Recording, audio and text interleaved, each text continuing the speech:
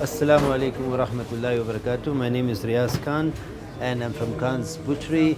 Today we're going to give some advices on how to keep your knife sharp and what type of knives you need. Firstly, you need a slaughter knife, which is this one here, and then this is your deboning knife, and then we have a oil stone and we have sandpaper. What you need to do is you need to wet your oil stone or wet your sandpaper. Take your knife and give it some strokes, a few minutes on each side, and when you're confident that your knife is nice and sharp, you can stop. But do it a few times every day, so when the day of Qurbani comes, you're not stressing that your knife is sharp. Where can I have it sharp? You can do it at home. You don't have to go to a butcher to have your knife sharpened. You can do it at home. Even the sandpaper does an excellent job. And when you're slaughtering the animal, which we're going to use the bigger knife, make sure that after every interval you wash your blood stains on there, because the health and hygiene standard is very important, and also it's good for the animal that they don't see blood. And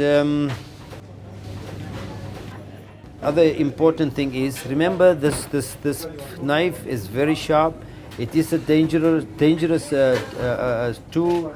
Make sure it is away from the kids, and also make sure when you slaughter, normally when you hold the animal's neck, you must be able to see your fingers, because when you're holding the knife and you're cutting the neck of the animal, if you don't see your fingers, please, you have to see it, because sometimes you can make a mistake and you're going to cut your fingers by mistake. I've seen it, it's happened before, and please guys, be careful. This is a dangerous tool, and respect it and use it how it's supposed to be used. There are two types of sheep, the merino and the dorper. The merino has internal fat and the dorper has external fat. And my preference is the dorper, which is a semi-desert animal, and for me they taste better, and is my preference. Once the animal is slaughtered and skinned, how to look after your animal is make sure you wash it. Take a hose pipe, wash it down, let it drip dry in a cool, dry place, and after it's drip dried, if you want to cut it into 4 quarters, place it into your freezer. Make sure you do not store it into your freezer with plastic, because what happens is it becomes moist, and after a few hours it will have a tendency to have a smell. So if you want to wrap it, use a cloth, use mutton cloth, use a tablecloth, use bed sheets or whatever. You can cover it in there. And then once it's nice and stored, once it's stored in your freezer, and then you can take it a few days later to the butcher shop for slicing.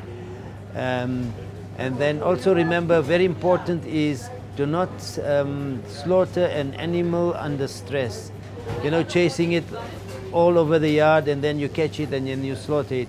This it has a tendency for the animal to become very tough. The stress of the animal will cause the meat to be tough. So please let it de-stress, pet it, give it water, calm it down, and then you can slaughter it. It will be much better for yourself.